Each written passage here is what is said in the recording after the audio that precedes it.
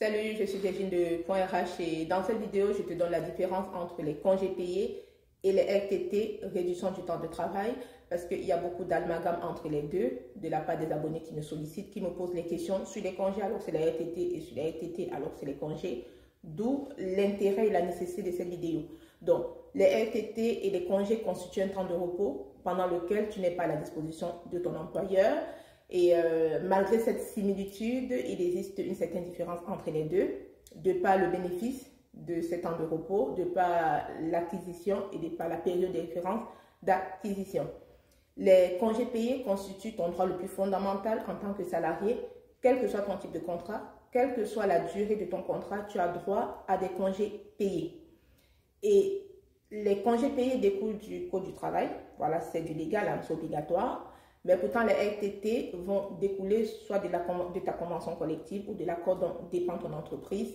Donc, ce n'est pas un droit fondamental comme les congés payés parce que, pour rappel, les RTT font suite à la loi Aubry qui a ramené la durée hebdomadaire de travail à 35 heures la semaine. Donc, à partir du moment où ton contrat ou ta durée hebdomadaire de travail va au-delà de 35 heures la semaine, dans la limite de 39 heures, ou si ton nombre de jours travaillés à l'année va au-delà de 218 jours, tu as droit à des RTT qui concernent en principe les cadres. Je dis en principe parce que ce n'est pas tous les cadres qui sont forfaits jours et ça, je vais développer dans d'autres vidéos. Au niveau de l'acquisition, les congés s'acquièrent à raison de 2,5 jours ouvrables ou 2,08 jours ouvrés par mois de travail effectif. Alors que les RTT peuvent s'acquérir de façon forfaitaire à l'année ou au mois le mois en fonction du nombre d'heures travaillées.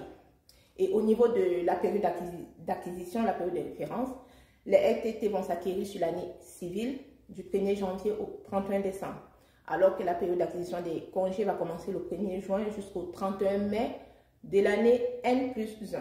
Voilà, donc il ne faudrait pas faire d'amalgame entre les deux. Donc j'espère que ma vidéo va te permettre, toi salarié, de mieux comprendre la différence entre les deux pour savoir comment les poser. Donc si tu as des jours de congé ou des RTT qui te restent, en fonction des dates butoirs, donc le 31 décembre ou le 31 mai N+1, tu sauras lequel poser dans l'immédiat. Donc, je vais mieux développer la différence dans nos vidéos en ce qui concerne le mode d'indemnisation des congés et des RTT. Voilà, donc n'hésite pas à t'abonner à ma chaîne YouTube.RH, à ma page Facebook.RH et à mon compte TikTok, Virginie de .RH. N'hésite pas aussi à liker la vidéo, à la partager, à la recommander et je te dis à très bientôt sur Virginie de .RH. Ciao, ciao.